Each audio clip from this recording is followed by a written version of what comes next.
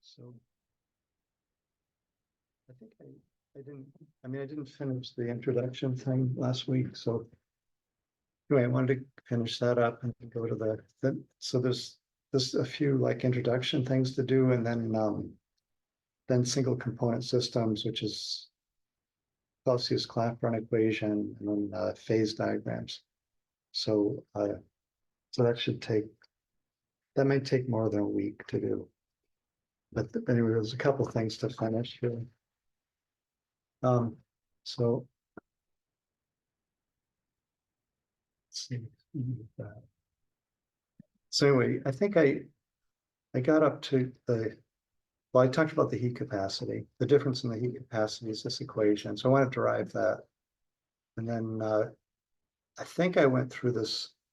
So we'll have a section on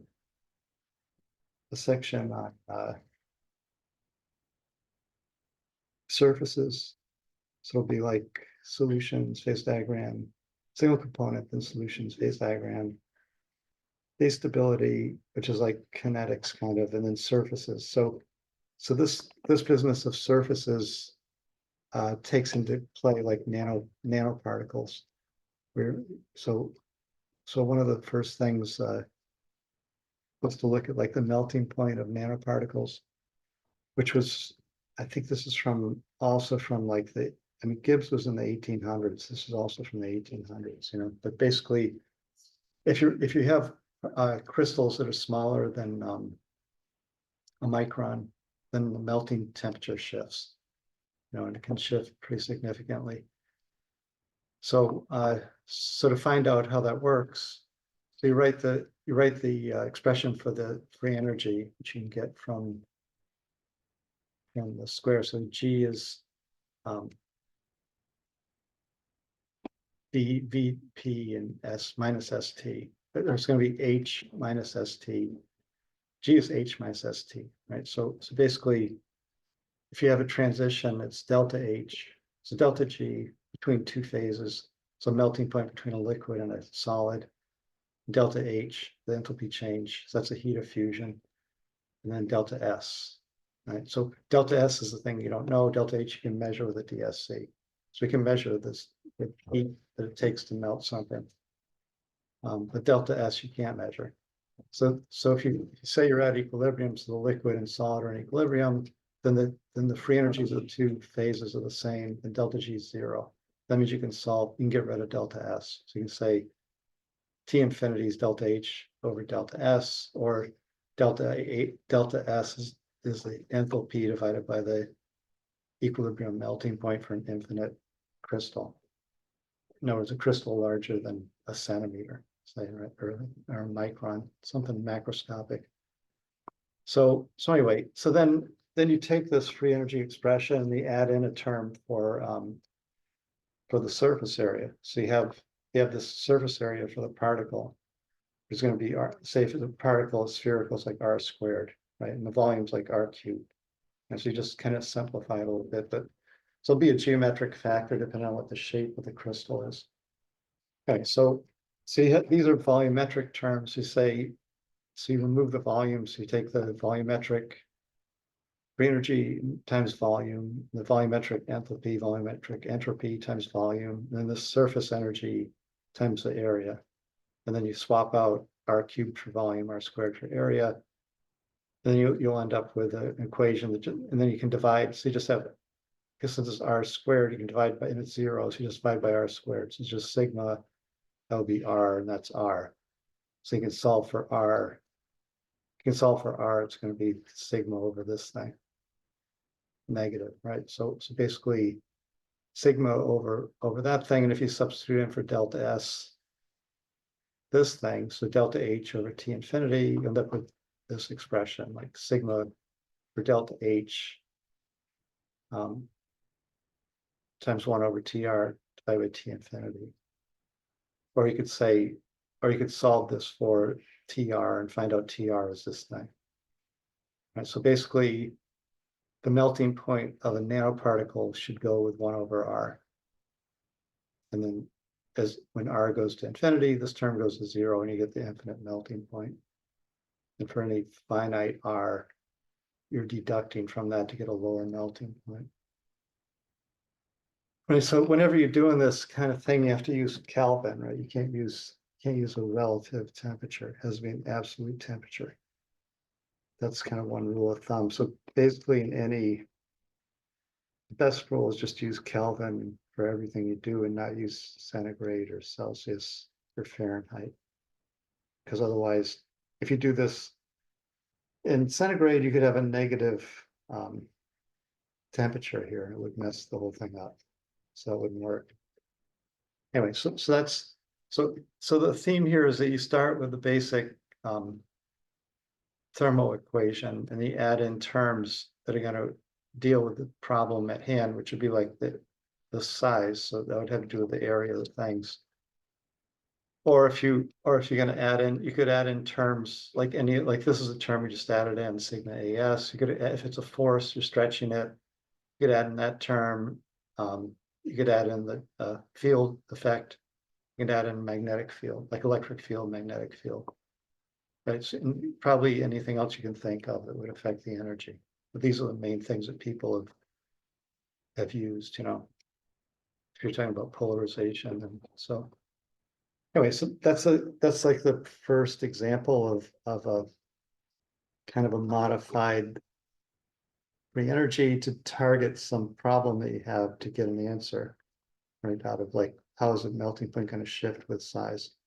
There's an example of that in the notes. There's a paper where they do that, but they fail to do this one over R plot, right? It's in somewhere in here.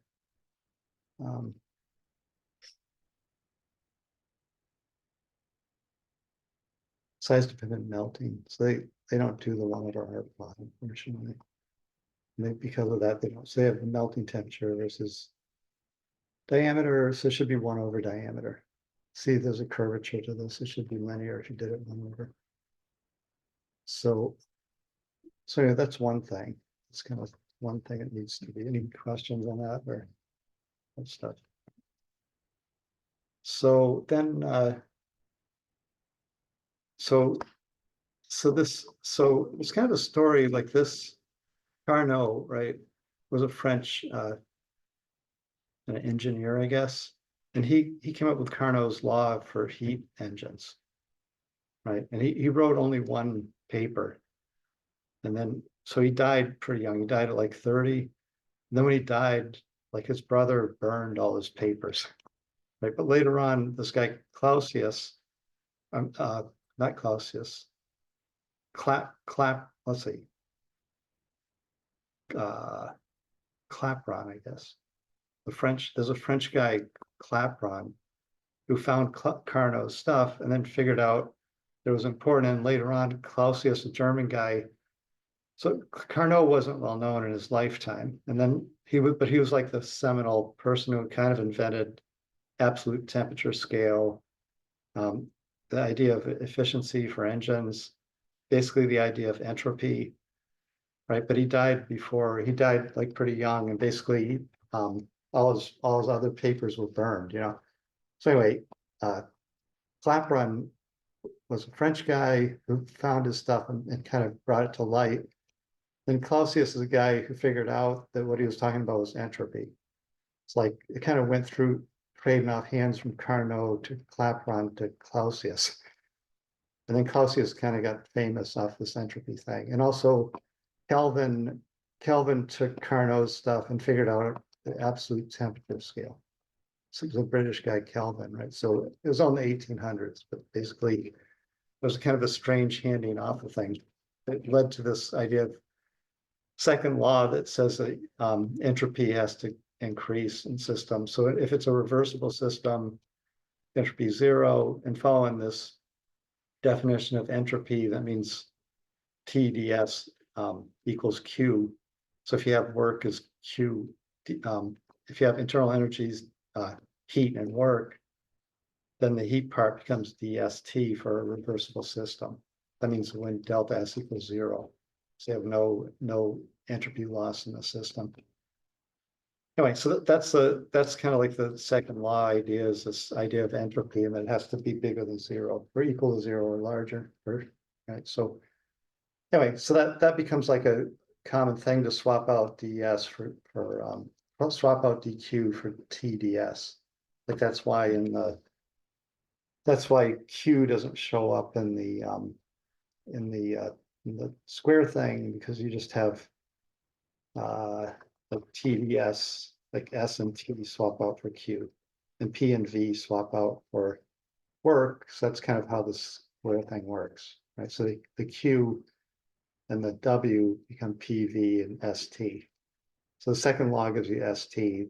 The PV means you have no work other than kind of pressure volume work going on, right? So, which is a normal way to write things, right? So anyway, so that becomes, so anyway, if you have this so if Q at equilibrium, Q has to equal TDS, and that means that you have to have like basically Q minus TDS has to be less than 0, right? And then this thing becomes a definition of the energy that's available for the system to do things with, dq minus TDS, right? So basically that's like this thing would be 0 if there's no, that would be at equilibrium, right? And then that thing becomes some value for a change in the free energy of the system, like the energy that could cause work, right? So this idea of like, the idea came from Carnot, and then it kind of got handed off to different people, and Clausius kind of came up with this idea, and that becomes this idea for free energy, which really was something that Gibbs, who was a US guy, also in the 1800s, kind of came up with this idea of free energy, right? So Gibbs free energy, and then Helmholtz free energy, right? So Gibbs would be like the normal kind at atmospheric pressure, and Helmholtz is with constant pressure and with constant volume and variable pressure, right? So anyway, so that's kind of the scheme of this. It's like constant volume dq is u, so it's u minus ts, which would give you h, which give you a, the Helmholtz free energy, and then q is a constant pressure, q is h, so it's dh minus tds is this Gibbs free energy, h minus ts, which are all in the square thing. G is st minus st plus vp, and then, or G is h minus st, and a is u minus st. Those things, and also the derivative terms. So anyway, so then so that's like the second law, and then the third law is this thing that Boltzmann had. Like you can statistically figure out what the entropy is. You can define the entropy in terms of the number of states in the system, and then that can be used to do a variety of things, right? So basically, like in quantum mechanics, that becomes important, and also just in looking at modeling systems where you can count the number of states, that you can calculate the entropy, right? So it's possible, then the entropy kind of becomes a real thing. Like before, except in this Boltzmann context, the entropy is something that you're always trying to get rid of. Like in other words, you're using this expression to remove entropy because you can't really measure it. But in a computer simulation, you can measure the entropy. You got to measure it using this Boltzmann equation. Like the third law is like how to calculate entropy. Right, so entropy is, even with Clausius, is seen as like kind of a mysterious thing, right? And then all of a sudden it becomes something that's real. Like in other words, you can't count this in a real system because there's far too many states to count. But in a simulation, you can have the computer count the number of states, and you can calculate this thing. So so that's the idea of this thing. So if you, one thing it says is like if you have one state, then the entropy has to be 0 because log of 1 is 0. Log of 1 is 0 too, right? So, all right. So in other words, something to the 0 power is 1, right? So basically, if you have one state, the only way to get one state is if you can get to absolute 0. Right. And if you're at absolute 0, there's no thermal motion, so it can't be an ergodic system, so you can't reach absolute 0. But this whole thing tells you that you can't actually get to S equals 0 because of this issue. You have to have thermal motion to be ergodic, and if you aren't ergodic, you can't use these expressions. right? So anyway, so all right, so that's kind of like first energy balance, second this idea of entropy and like kind of efficiency. Third is this business of Boltzmann, right? Right. So anyway, so there's a couple math things that have to be gone through, right? So one is like these Maxwell equations. We have all these differential relationships between terms. So you can basically to get rid of entropy. This is kind of the main theme of this. But so if you have some expression like ds dv, t, you can't get entropy, but you can get p, t, and v. So you can swap out that for this. And in the square, these are going to be the horseshoe rules. You have negative ds dv at constant t is the same as negative p dt at constant v. So ds dv at constant t is p dt at constant v. So you go like draw a horseshoe and take this by that at that, and this by that at that. Those two are equal, and you take the first one that has a negative sign to give the sign. Like dv dt at constant p, btp, it's going to be the same as spt, right? And there's a change in sign because the s has a negative. So it's minus. Right, so it's four corners. You have four Maxwell equations that relate those. So where those come from is this kind of math trick called Legendre transform, right? So it sounds complicated and kind of is and kind of isn't. So you have this expression. So the internal energy is the heat and the work, right? So PDV and then TDS. This is for reversible. That's for only expansion contraction work. So this is the normal thing that you get from the square, like du is PDV TDS, right? So that's that thing.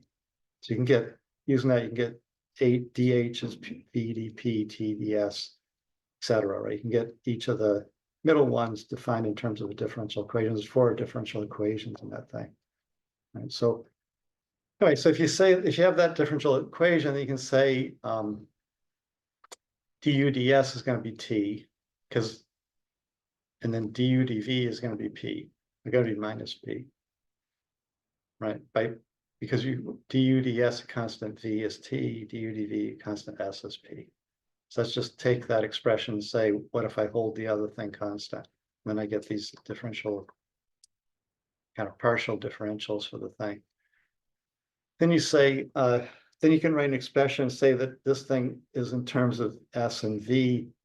So I can say du is ds and dv, which I already had, and then swap out these differential terms for it, like du ds constant v, du dv constant s. So it looks like a little game, but basically you're doing that because then you can say, then you can take the second derivative of the thing. So this will repeat of that thing. And then you can end up with, if you do du ds dv and hold it at constant v, then the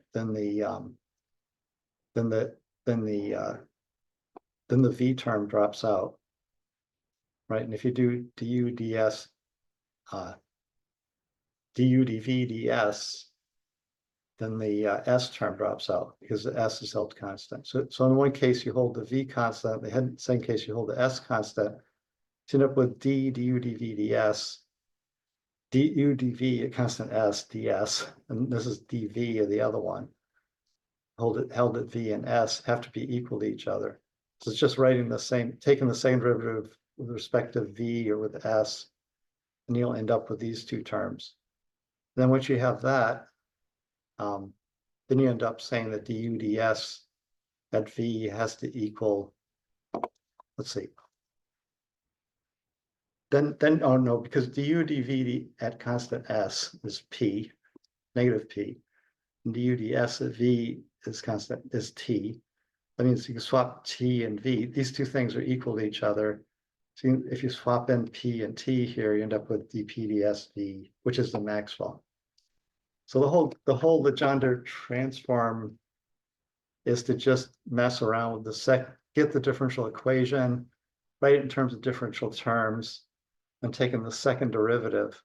Then if you held the other one constant, then you end up with these two expressions, and plugging in what those partial differentials are, and you'll end up with the Maxwell from it. So it's kind of a game. I mean, you don't necessarily need to know how to do that. Basically, that's where these things come from. And I'll show you in getting the heat capacity difference, like why you might want to do that, because you need that. You need these rules to get out of trouble when you're doing calculations of the differential, like trying to figure out what CV and CP difference is. Then you have to have this kind of expression. Okay, so anyway, that's the Legendre. It's in books. You can Google it if you want, but basically that's what it is. Basically, it's not as anyway. If you look at it, it kind of makes sense, but it's just a bunch of steps, so you get lost in it. Anyway, so is that business. Then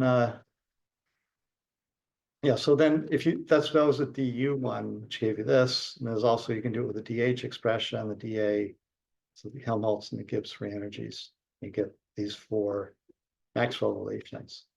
So when you're trying to solve differential, and again, like these things are the horseshoe things, you do like negative ds dv at constant t is the same as pt at constant v, dsvt dptv, right? So that you just do a horseshoe on the square and you can get all those, one for each horseshoe. Right? So, and then also the inverse of these work too. So if you have dv dt at constant s and ds dp at constant v, I mean, those are equal too. I mean, they have a negative, right? But so basically, if you run into the inverse one, it's the same as you just have to invert both of them. So, which is that comes up to be like so there's a series of these differential equation rules, like invert dx dy at constant z is the same as 1 over dy dx at constant z. So that of the 4 Maxwells is actually 8 if you do this inverse thing. Right. And then there's a bunch of these kind of differential rules, like dx dy at constant x, since x is held constant, the change in x is 0, so that thing's 0. Right. And then if you hold y constant in the bottom, that becomes infinity. So 1 over 0 is infinity. So if you apply this rule, the second part of this rule, you don't need to say because 1 over 0 is infinity. And then dx dx, the change in the thing with respect to itself is always 1. And these kind of more complicated rules that don't necessarily make that much sense, but basically they work. So the chain rule, so I mean dx dy at f is dx dz. So you're introducing another term in the chain rule. Then the expansion rule is also kind of introducing another term. Then the triple product rule is just weird. Like you have 3 terms and the whole thing equals -1, right? So it's kind of like in desperation, these are levels of desperation. These things are pretty simple. This is a little bit more complicated. Then finally you reach for this triple product rule when you're desperate. That'll relate 2 differentials to a third. So if you want to get rid of a term like S, usually, then you can use these kind of things to mess around with it. Anyway, so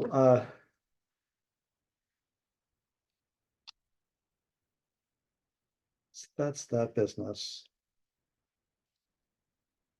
Then, all right, so I want to go through this, how to get this expression for the difference between the constant pressure heat capacity and constant volume heat capacity, right? So from these differential equations, so there's a couple things that come out of this, like first that each of the heat capacities is going to be related to the entropy, which isn't necessarily obvious. Like it's kind of obvious it's going to be like Cp is dH dt. I mean, it's like the heat that you put into the system with respect to the temperature is kind of is what the heat capacity is. Like the heat capacity is how much heat you have to put in to change the temperature. That's just the definition, right? So in the case of constant volume is du dt. Basically, the pressure one makes sense, right? So these expressions are like otter. So you have the heat capacity at constant pressure is the entropy with temperature at constant pressure times temperature. So and that comes out of, so we have like oops, let me move this guy. So dH is VDP TDS. dH is VDP TDS, right? And then if it's a constant pressure, this term drops out. That means dH is TDS and CP is dH dt. So you put the dH in there, which is TDS, end up with TDS dt at constant P. right? That term drops because it's a constant pressure, right? So that gives you this weird thing that the heat capacity is a change in the entropy with temperature times temperature. Right? And the same thing goes if you do du is PdV TdS from the square, right? Then if you say constant volume, the second term drops out, and then it's going to be then you're just going to have CV as du dt, which is just going to be T ds. So T times ds dt at constant V. It's the same thing. The heat capacity is a change in entropy with temperature times the temperature. So that's the second definition of the heat capacity. And so the first is dq dt, right? And then the second is going to be, if you say constant volume du dt, you say constant pressure dh dt, and the third is going to be T times ds dt. So heat capacity has kind of like 3 ways to talk about it. 2 of the ways have 2 ways. So that gives you like 5 ways, I guess, to talk about the heat capacity, to define it, right? So anyway, you need this ds dt to figure out this expression. Okay, so but this thing in itself is really useful. Like later on, that'll be like a main thing that we can use. Right. So anyway, so since you're dealing with S, then you write a differential expression for S, and you're dealing with like T and V. So basically, or you could pick any that you want, but basically T and V will give you this answer. So you say ds could be broken down into temperature and volume. So any 2 parameters you could have used. But it's going to, so then the lead to that is going to be ds dt at constant V, ds dV at constant T, right? So you have ds dt at constant V, that's CV. So that's good, you can pop it in, CV by T. So the first term already solves a problem. Like you're trying to relate CP and CV. So you have CV here. Then you have this weird guy, dP dt at constant V.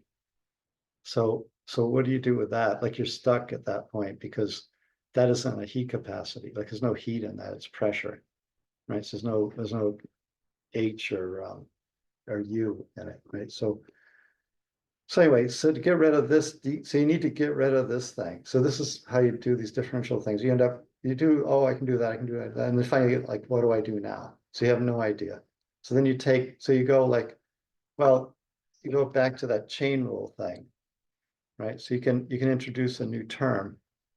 So you get dx dy, you can do dx dz dz dy at constant f, right? So you introduce the new term. Let's see, where am I now?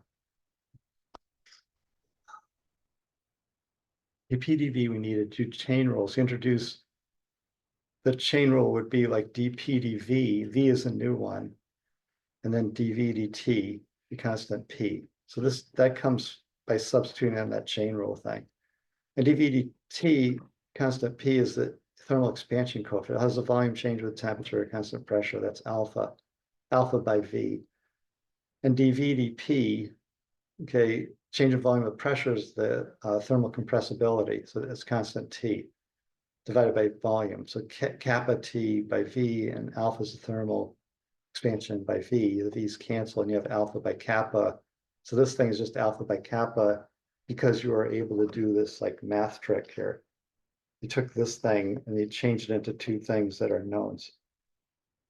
Right? Remember in the paper he's talking about the what is it? The response function, thermodynamic response functions, which are heat capacity, thermal expansion, and compressibility. So those are numbers you can look up in a table, right? Like you can measure those numbers, you can look up in a table. So basically, or on the web at the NIST web book, which I'll show you later on. Like you can get all these numbers on the web. Anyway, so that simplifies that term. So you can just pop that in here. Then you're going to have like that this expression is alpha by kappa dV, and this is dt. And then what you want to get to, you have CV, so you want to get CP, which is ds dt. So that's ds. This swapped out for alpha by kappa, and then ds dt at constant p. So you want to take that guy. So dt is going to give you 1. So you have CV by t. So that's one of the rules, like dx is going to be 1. Change in temperature with temperature is 1.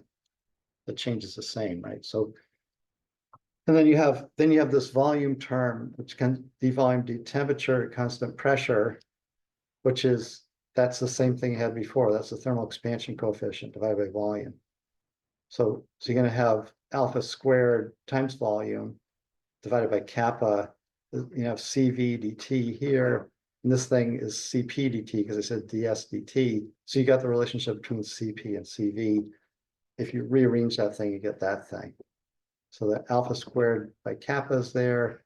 The volume comes from here, and these are both divided by temperature. So you multiply by temperature and get that thing.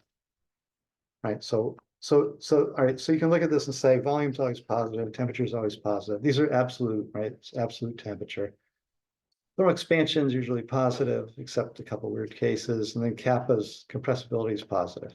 That means that CP is always larger than CV, which you couldn't have said without this expression and going through this weird math. You could never have said like, which is bigger, like a constant pressure or constant volume. So it has to always be larger because all these things are positive, right? And you can calculate it out, and you can basically, that allows you to so it allows you to say things about thermodynamic parameters that you couldn't have said, right? In other words, by using this differential stuff, you can start saying general rules about the world, right? Based on just the math of it, that it has to be a certain way. Any questions or anything on that? Or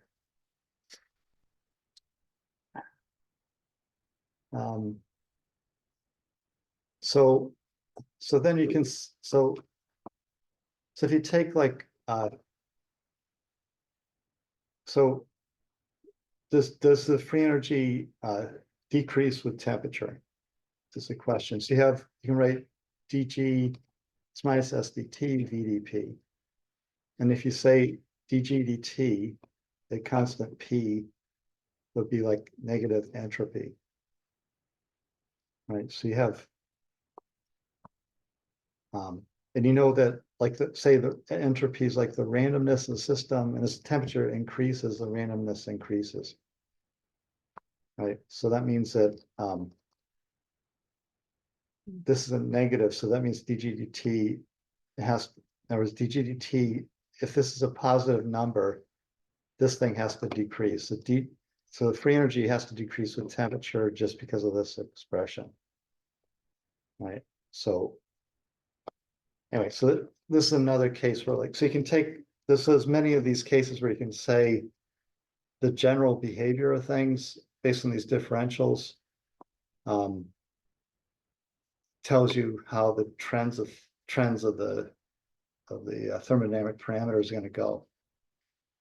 So you have like the liquid free energy drops, the gas free energy drops, then where they cross, that's the equilibrium point where the liquid and gas are, in other words, where you're vaporizing the liquid, right? And then you have the dropping of the solid, dropping of the liquid, they cross at the melting point, free energy. And you could say like, why is the solid and the liquid have different slopes of free energy with temperature? It's because the entropy is different between the two. In other words, the entropy of the solid is lower than the entropy of the liquid. That's why it's got a lower slope than the liquid. The entropy of the gas is higher. There's a randomness of the gas higher than the liquid. That's why it's got a steeper slope, because the slope of GT is this S. So you can actually say like everything about this phase behavior plot, which defines the boiling point and the melting point just based on this one differential equation. You can just say everything about it. So it's like really powerful. But you can start saying like why the world is the way it is, with some kind of understanding of what the mechanism of it is. Right. So anyway, and then why does G increase with pressure? It's the same thing. dG is SDT, VDP, right? And if you say at constant temperature, then it's going to be the volume. So the volume, so you can say like volume's positive number, that means that this thing, so volume is always positive, that means G always has to increase with pressure at constant temperature. Right. So this is specific volume, like 1 over the density. So the specific volume of So the slope would be higher so the slope would be, for denser material, the slope would be lower, right? So diamond's denser than graphite, so it's got a lower slope than graphite. Then at the intercept point where the free energy difference between diamond and graphite is zero, that's the transition point where you transfer. So if you want to make diamond, it's going to have a lower free energy, then you have to pressurize to like above like 1.6 gigapascal. So 1,600 megapascal for 16,000 atmospheres. It's a lot. And you need a diamond press to make diamond out of graphite. Right. So basically you can say a lot about things by kind of just messing around with he's got a few other things in here. So, yeah. In terms of the diamond, the natural and artificial, which one is more expensive? It depends on the market value, I think, they just found the largest, fifth largest diamond ever found in Botswana, like last week, I think. That guy's rich, I guess, that found it, or the company. The diamond, the natural diamond is kind of a weird market, because it's really controlled by that De Beers company in South Africa. So they actually have tons of diamond. They leave it in the ground. Like Botswana's got big diamond mines. They get kind of rich off it. So the diamond thing is a weird issue. I think that the price of the natural diamond is manipulated totally by one company. And if they actually released all the natural diamonds, it would be pretty cheap. But they're holding on to it. So it's a manipulated market. I think that the natural is much higher than the synthetic. But you can't make a diamond like the one they just found was like this big. So you can't do that synthetically because you need a press like the size of a building, and that's not exactly worth it because the use of it is going to be for like making polishing stuff. Because the hardest material, so just to grind, to make little teeny particles to grind, that's the industry, I think, for synthetic. There's research that makes something a little bit larger, but nobody, I don't think, makes these gigantic stones. So that one probably end up in a museum anyway, right? So it's a manipulated market. The price is artificial, but the synthetic ones are cheaper. But they're different too. They aren't. I mean, the natural colors of it and things. So you get that from weird additives that came from someplace, volcano or something, however they're made. High pressure stuff under the bottom of the earth, whatever. So they aren't necessarily just absolute carbon, right? So that I don't think you can duplicate that exactly in a lab. So anyway, that's my opinion on it.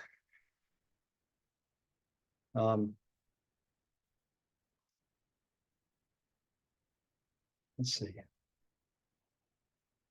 So the Gibbs free energy. So I think I mentioned this already, but basically you want to talk about like ice and water. So you have like crushed ice in a glass and it's sitting on the table, right? Then eventually like it turns into just one solid chunk, right? I mean, so basically it's because the water atoms are jumping out of the ice into the water and the water atoms are jumping into the ice. So they're jumping back and forth all the time. And the problem is the surface area term. There wants to get rid of the surface area to minimize the energy of the system. So basically, the thing that's in equilibrium at that, if it's at 0 degrees C, is this chemical potential. So the jumping liquid into the ice, or jumping ice into the liquid, or liquid into the vapor, it's this kind of change in the free energy when you pull one atom out that matters, so 1 mole, right? And then that's the chemical potential. So you talk about, you could also write this like the molar Gibbs free energy, like put a bar over it, and it'll be like the Gibbs free energy per mole, right? So that molar Gibbs free energy is the same thing as this derivative term, which is the chemical potential. So equilibrium is defined by the chemical potential. So the chemical potential is going to be, say you have 2 phases present and 2 components or something, right? So basically it's going to be the chemical potential of something in some phase. It's going to have like 2 qualifiers to it. So you have to say the chemical potential of water in phase A equals the chemical potential of water in phase B. It's not going to be the chemical potential of the whatever salt in phase A equals the chemical potential of water in phase B. So it's like water, water, salt, salt, but in phase A and phase B, the phases swap, right? So here's pure water and pure water in the vapor phase. Those two chemical potentials, when it boils, have to be equal at the boiling point. Right? So, and then the amount of the phase changes by the amount of heat you put in to swap it from liquid to vapor. So they're in equilibrium all the way through, but the heat kind of moves the thing from one phase to the other. So let's see, at an equilibrium point. All right, so that's one thing. Oh, and then this is the last thing in this chapter, the Gibbs duum, which seems like it's a really kind of weird and kind of seems like a semantic thing, but basically it ends up being really useful if you can say that this thing, that the number. So if you can sum up all the phases in a system, and then say like the number of atoms in that phase tend to change in the chemical potential has to equal 0 for the system. Like in other words, component A, component B, the number of moles of those times their chemical potential has to sum to 0. Right. So and then with the other, so it's anyway, so this is used in a paper. It's kind of hot by this window. Get that COVID shot this weekend. I still probably have something lingering from it. Maybe, but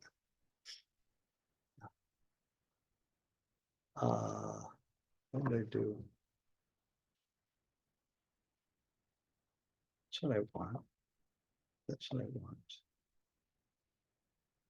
There.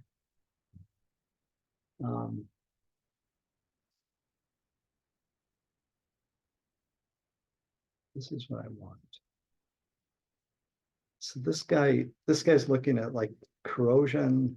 Let's see, this was a homework once, but I thought it was too hard and gave up on it.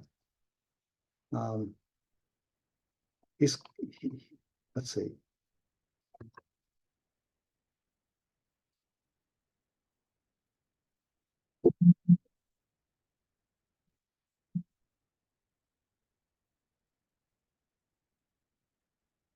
Yeah, so he's calculating the chemical potential change in this electrochemical system from the VDP, basically. Right, so that's the Gibbs duum equation. And he uses that to predict I think it's like the plating of metals onto a surface or something. So anyway, so people use it when they come into kind of situation of desperation. They end up using this Gibbs duum equation. So he's saying that it's at isothermal, so he's using just VDP, and then the chemical potential change. And he's calculating the chemical potential of the two phases and figuring out what the equilibrium kind of pressure and density would work with this thing, right? So we'll see that we use this, like this you pull out of your hat, like sometimes it just shows up.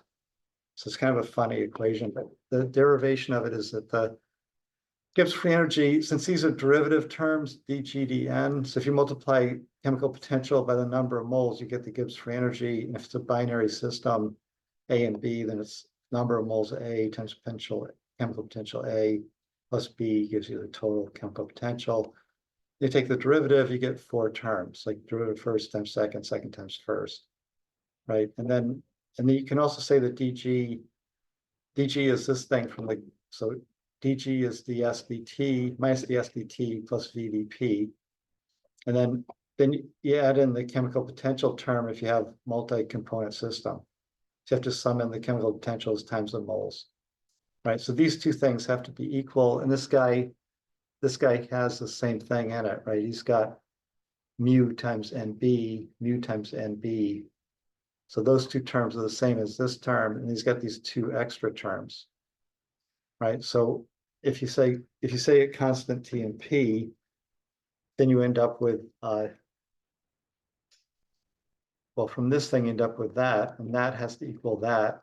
That means that this other, the du, n du, n du terms have to equal 0. Just because of the way this works. Like this has to be true, that has to be true. If you say constant T and P, then that has to define that this thing, this thing has to be 0, which means that.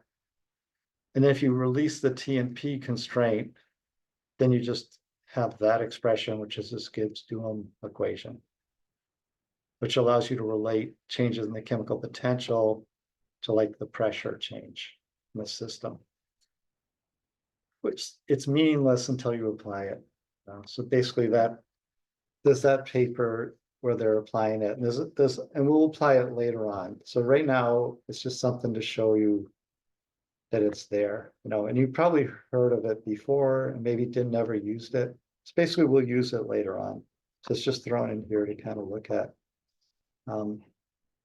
Anyway, that's kind of the end of this intro part. Those are like the major, supposedly all that stuff you should have from undergrad. Like that's the idea. Like all those things you should have seen before, theoretically. Right? You may have not, but basically now that I said them, you're kind of responsible to say that you know them.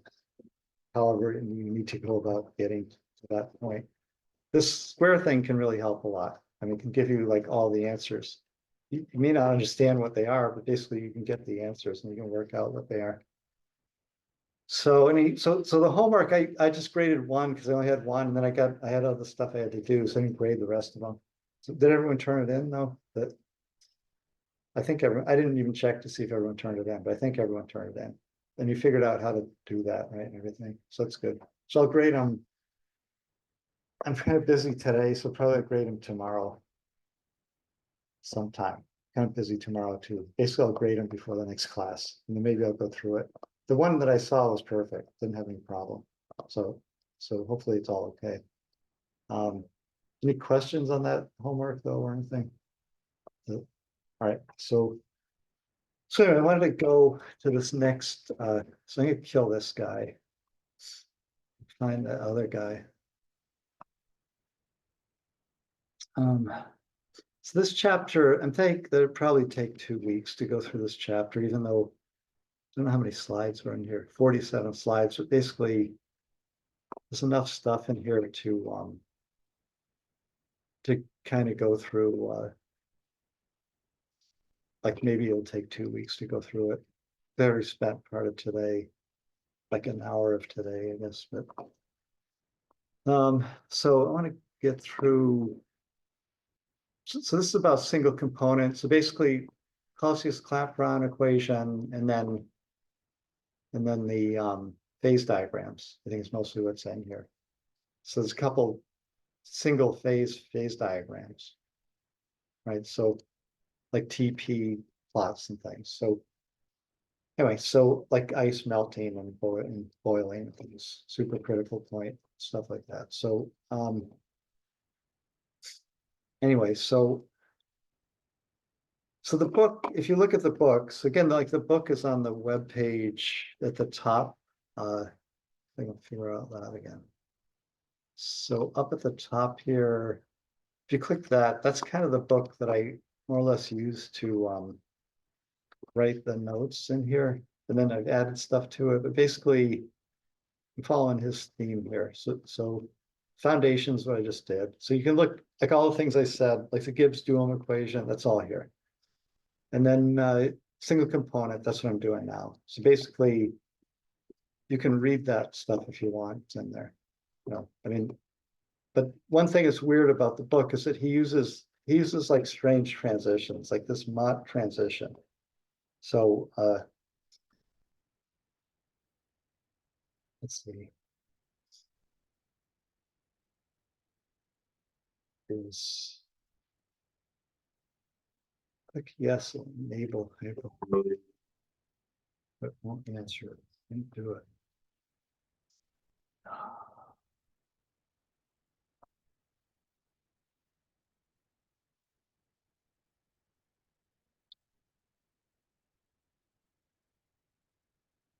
This is something that like, oops, that's not what I wanted. transition. That's not what I need there. That's, maybe there is no wiki page for that.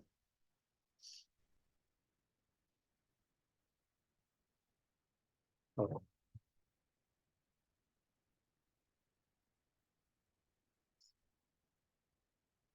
I don't remember what the Mott transition is.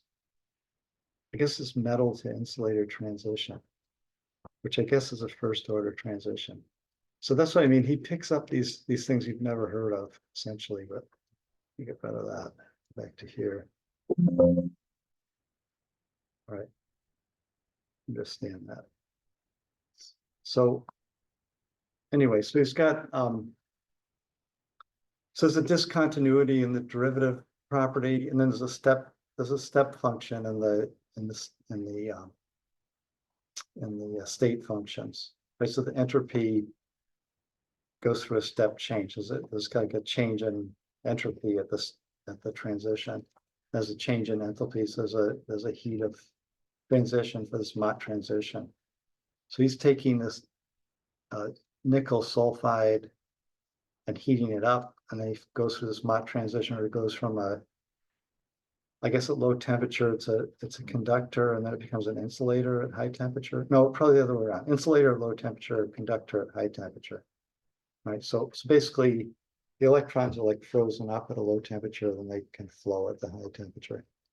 Right. And it's a first order transition. It's got a heat of change. And the Gibbs free energy of the two phases, so the conductor and the insulator, are the same at the transition point. So this thing just shows us swaps. That means G is H minus TS. So the H up and the minus TS up. So this S times T, that gap would equal this gap. That means the G is 0. Right. And the T dependence, because S goes through a jump, the T dependence changes of G. That means that anyway, the heat capacity is going to be like the slope of these two. And because the derivative of this in temperature, because it has an infinite slope here, becomes infinite. So dH dt, the constant P is infinite there, but there's a change in heat capacity between the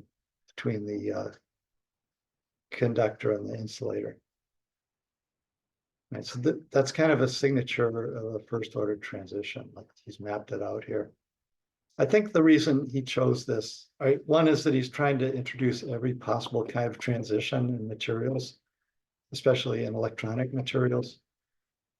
So you run into like a lot of, or magnetic materials. So you run into a lot of strange transitions. It's not just melting point, which is in glass transition, which are the things you'd normally run into, right? The ferroelectric, paraelectric, and ferroelectric, paraelectric transitions are like popular in this book, right? And then also there's magnetic transitions that he talks about. I mean, there's magnetic. Well, those are magnetic transitions, and then electrical transitions. I guess like this Mott transition. Anyway, there's transitions that you've never really heard of, right? But anyway, this is here, so it is a first order transition. Normally, when you're talking about that, it's a melting point, like in materials. Like you're looking at the heat of fusion. The reason, one reason not to do that is this heat. It isn't so clean cut as this. Like this is measured in a DSC. You go through this transition, and everything is like squared out. But in a real transition, these things are like rounded out, so they aren't necessarily so clear cut that there's a delta function here. And then the heat capacity is a broad hump here. It isn't like just a spike. So I think the reason he's going to a Mott transition is just shows you what it should look like in a model situation where you don't have like kinetics involved in it. So like you have different size crystals will melt at different temperatures. So things made up of grains that have different sizes, and this is broadened out. Each one of them has a different delta function. They add together into like a Gaussian curve, Gaussian peak, right? So anyway, so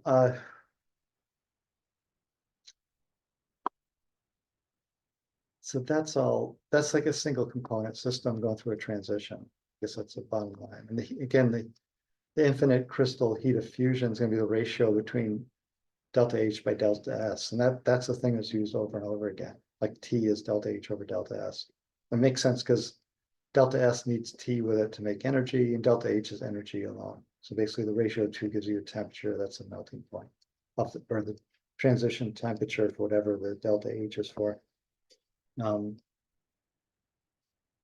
So let's see, this guy's gonna work for me.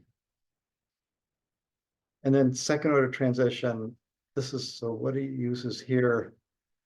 Again, it's kind of like, so normally you're talking about glass transition as a second order transition. He's using the crystal structure of alpha and beta quartz transition. So two crystal forms.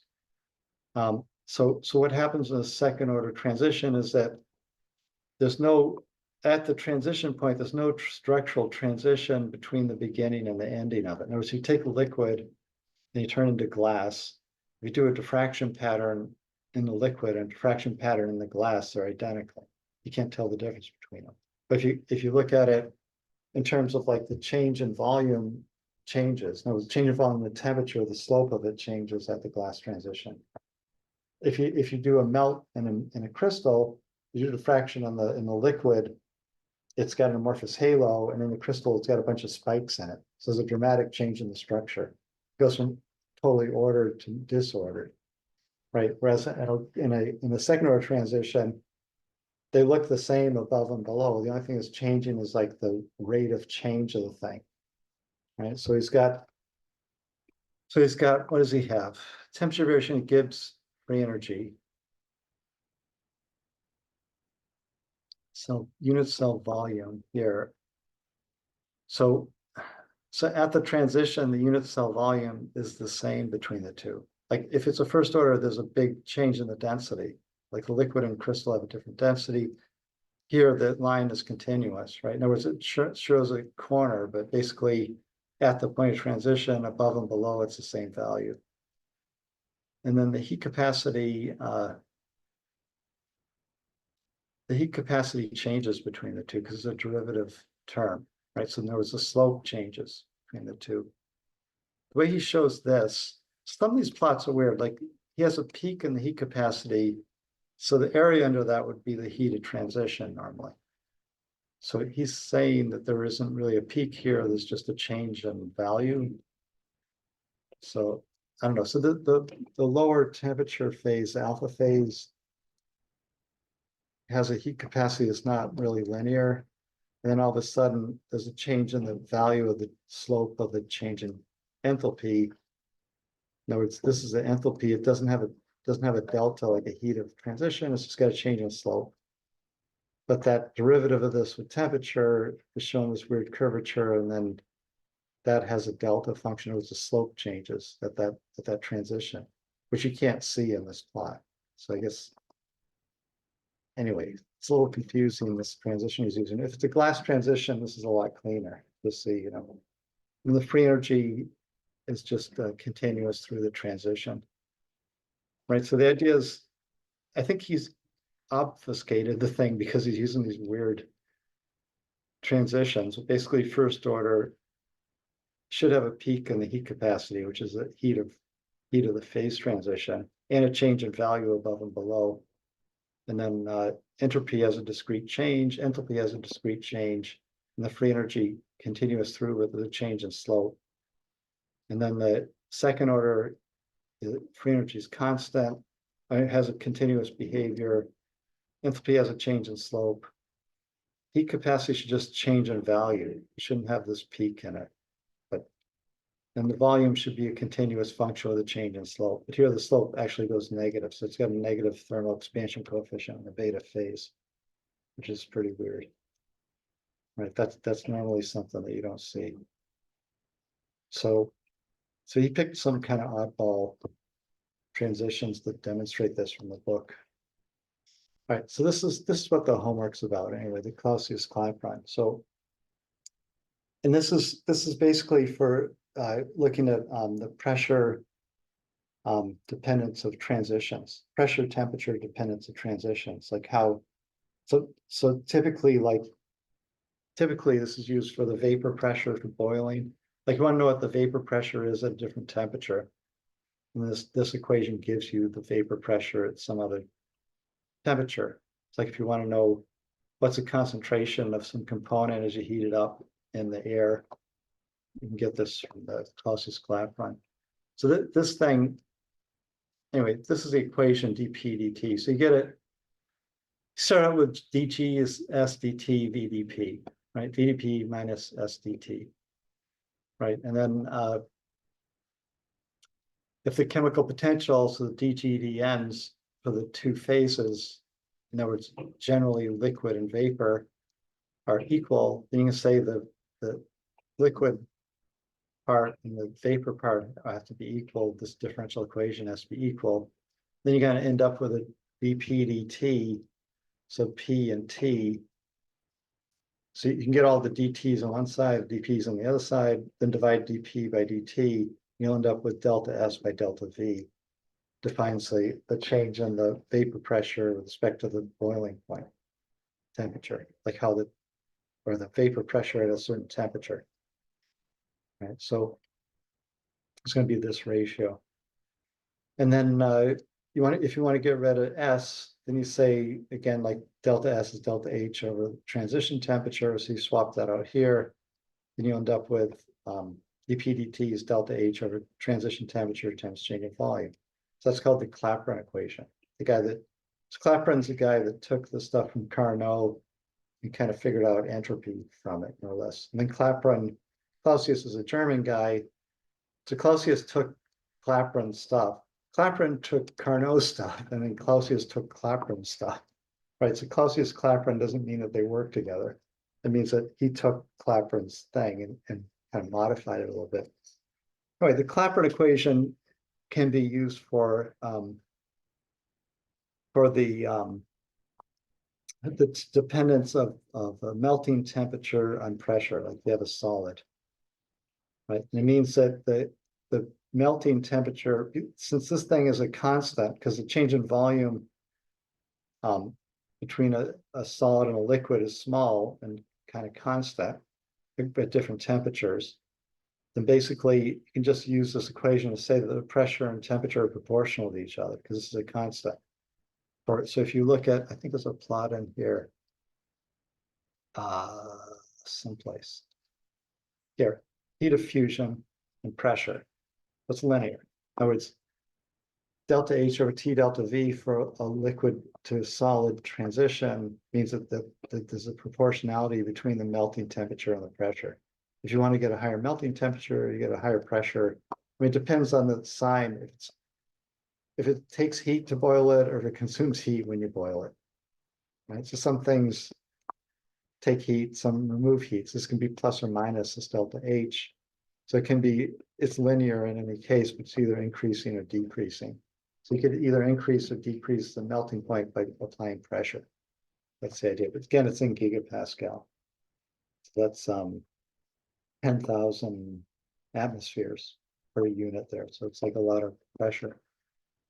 Anyway, so that's the Clausius, that's the Clapeyron equation, right? And then Clausius did that for liquid to vapor transitions, like chemical engineering transition. But materials don't really use liquid vapor much, right? Unless you're doing vapor deposition or something. So anyway, so if you're doing a vapor, then this thing no longer becomes like a constant. It becomes dependent on temperature. So that means you have to put in what this delta V is, and the liquid volume is almost nothing, and the vapor volume is huge. You just called the delta V the gas volume. And if you use the ideal gas law, you say the volume's RT over P, and you substitute delta V for this RT over P, and you end up with RT, and there's also a T, so it's D squared. And then the P term, dP by P is D ln P. So you get D ln P dt is this thing. That's the Clausius-Clapeyron equation. So that indicates you would plot ln of P versus 1 over T. Because T squared, say dt T squared ends up giving you T. If you integrate this thing, you get, this thing's integrated someplace here. So if you have let's see. T squared dt is 1 over d1 over t. d1 over t is t squared dt. So you end up with ln of p is ln of p goes with 1 over t, which ends up being this plot of pressure versus let's see. It ends up being a log of pressure versus 1 over temperature from this integrated form of a. So log of pressure versus 1 over t should give you a straight line, and the slope of the straight line is going to be this enthalpy of vaporization, pi by r. Right, that's the Clausius-Clapeyron for liquid vapor transition. So anyway, so that's like a good general rule to predict the vapor pressure of something as a function of the temperature that it's at. So that's used all over, and chemical engineers use that all the time. Right? So basically, that's like a chemical engineering thing to look at processing of liquids. Then, if you want to go further, oops, no, stop doing that. Go away. All right. So anyway, if you want to take that further, this P reference. So because you're doing an integral of this, you have the thing to something else. For the something else, you can use a critical, which is tabulated, the critical pressure, critical temperature. Then this whole expression becomes this like universal equation to predict the vapor pressure of anything at any temperature. So PR means the pressure divided by the critical pressure, and TR means the temperature divided by the critical temperature. And this omega is like a fudge factor kind of. So you can look up the critical temperatures in this acentric factor. This is a fudge factor. And then you can predict the vapor pressure of anything at any temperature. Like these are tabulated online. You can get the critical temperature, critical pressure, and this eccentric factor. Right, so it gives you kind of like a universal, that's like the chemical engineering equation to predict vapor pressure of things. Anyway, so there's that business. Oh, that's called the shortcut vapor pressure equation.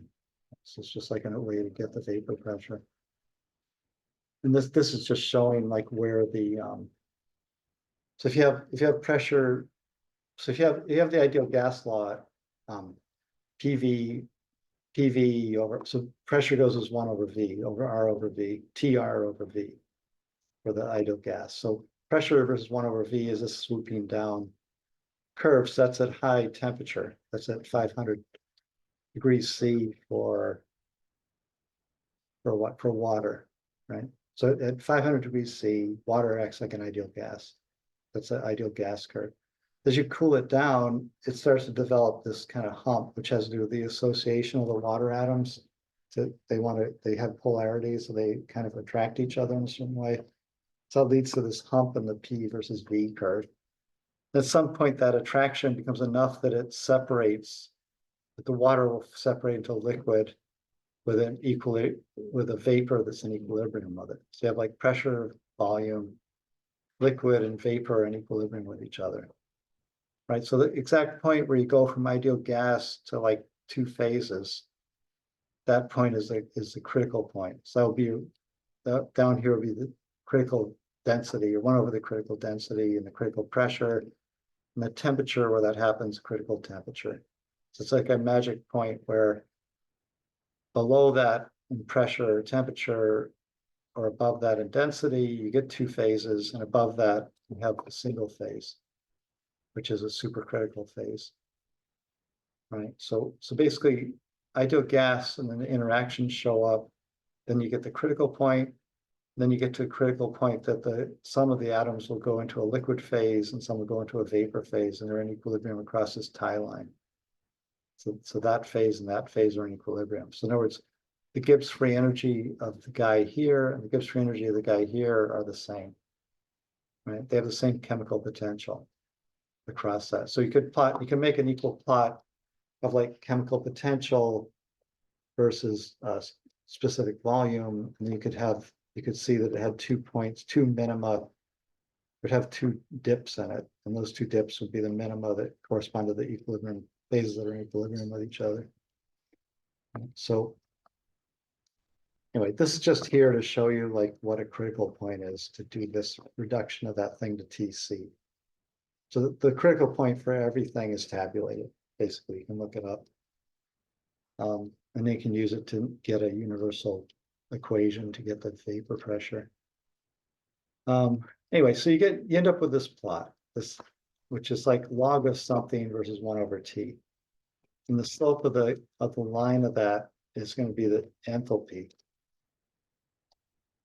in the Clausius-Clapeyron equation, enthalpy of transition. Right. So there's a lot of there's 3 other places where you see plots of log of something versus 1/t. So it's kind of important to figure out like what's going on here. So in the case of Clausius-Clapeyron, so this is like a convenient, it's like an equation that came out of convenience. Like, you had this equation that looks kind of complicated, but it turns out that like t squared dt is the same as d 1/t, and d ln p by p, dp by p ends up the same as d ln p. So you end up with ln p and 1/t as the arguments. And because of that, it ends up giving you this plot of log p over 1/t, and the slope ends up being the enthalpy. So it's kind of it's like an odd way to get to this. So get that plot, right? So the same plot you get if you do Arrhenius function, right? So you have some process. So in this case, you're talking about vaporization, right? A liquid goes to gas. So there's a barrier of the atom and the liquid that has to pop out into the gas. It's like kind of an energy barrier that it has to overcome, right? So anytime you have an energy barrier that something has to overcome, it follows this Arrhenius equation, which is also from the 1800s, around the same time as the Clausius-Clapeyron. Right? Arrhenius was the guy who first predicted that there would be global warming. It was in like 1865. He wrote a paper on global warming. Right? So due to anthropogenic generation of CO2. Anyway, so he did a couple things, but one of them was this Arrhenius equation. I think he's most famous for. Let's see. There. So anyway, if you look at this, so you're going to take this is some rate of something happening, and this is the energy barrier of it happening. So you're going to do like log of k. It's going to go with 1/t, and it's going to be a negative slope. It's going to be the activation energy for the thing. Right. So over here, it's like this is like commonly used for viscosity. So you measure the viscosity, log of the viscosity goes with 1/t. The slope of this is the energy of activation for the, like if you had two molecules and the third molecule had to squeeze through, it had to push the other 2 apart. It's the energy of pushing the other 2 apart to pop over to the other side and flow. And so that's the activation energy for, so viscosity is always like log viscosity for 1/t. The slope is the activation energy. So anyway, so that's kind of the Arrhenius equation. Or there's also in the 1960s, this guy Eyring at Cornell came with Eyring rate theory, which is about anything that happens. And it's the same form as the Arrhenius equation. It has to do with like rates of chemical reactions, right? So anyway, so it's the same form, right? And there's also an activation energy in it, right? I mean, I think Arrhenius was vague about what B is, and Eyring was more specifying that this is an activation energy for thermally activated process. But the Eyring rate theory is used for everything beyond what the Arrhenius is used for. Arrhenius is mostly viscosity. Eyring's for chemical reactions, and people have used it to study like migration of animals and things, like at different temperatures, they'll migrate faster. They do a plot of log of the migration rate versus 1/t, and you can get activation energy for elephants in the savannah. People have done that. I mean, there's a lot of things where people have generally applied Eyring rate theory. So anyway, you're always getting these plots of log of something versus 1/t, right? So you have Clausius-Clapeyron, log of pressure versus 1/t. Eyring rate, Arrhenius log of viscosity versus 1/t, and Eyring rate theory, chemical reaction rate versus 1/t. And it's log of versus 1/t. It's like the general rule. And the slope of these things is always something that has units of energy. For the Clausius-Clapeyron, it's the enthalpy. For the Arrhenius, it's activation energy, and for iron rate, it's the activation energy for this process that's going on. Like here, it's showing nitrogen to nitrogen oxide reaction rate, right? So that's two, that's three. Clausius-Clapeyron, Arrhenius, and Irene. And the fourth one is this is a thing that looks almost just like the Clausius-Clapeyron equation. So it's called the Van Hoff equation for chemical reaction equilibria. So when you have a chemical reaction, you have reactants that go to products. This should say reactants here, but anyway, reactants. So you take the ratio of the moles of products to moles of reactants, and that gives you this equilibrium constant for the reaction. This is also equilibrium constant for like metal transitions, like right. So any kind of where you have a reaction that has a transition thing, right? So anyway, so in that case, you write the change in free energy is going to be log of the reaction rate constant, right? Reaction equilibrium constant. RT gives you the enthalpy of the transition, which is the reaction transition, delta H minus T delta S. And then you do the same thing you did with Clausius-Clapeyron. You say ln of K is delta H RT, etc., and you swap out S for T, end up with the same expression as in the Clausius-Clapeyron equation. Then you end up with ln of the reaction constant dt is delta H over RT squared, the same expression, which also gives you a log of the reaction constant versus 1 over T. So it's kind of the same thing as the Clausius-Clapeyron applied to chemical reactions. But the difference is that the model, like the model that you use in here is a chemical reaction. The model in the Clausius-Clapeyron isn't.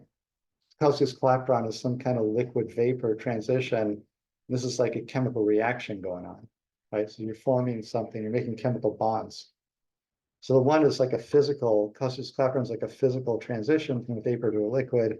And the Van Hoff is a chemical transition where you actually make bonds and things happen, right? So if you're making a model, your model would be quite a bit different for the Van Hoff than it would be for the Clausius-Clapeyron, even though they're exactly the same thing. It's almost like the Van Hoff stole it from Clausius-Clapeyron, but I think they were done in parallel. I think they were separate, but anyway, we're out of time, so I'll quit there. But that's kind of what the homework is, like taking a paper and taking those comparison of those different things. So I wanted to kind of get through that. See if I can get out of this. Any questions, anything? Is paper online on Yeah. that website? Yeah. So it's on the same place. I just one more thing in there. It's in the homework, right? The homework 2, it's like this paper. Anti-Arrhenius passage of gas. Blah, blah, blah. He's got also the Arrhenius equation, this thing.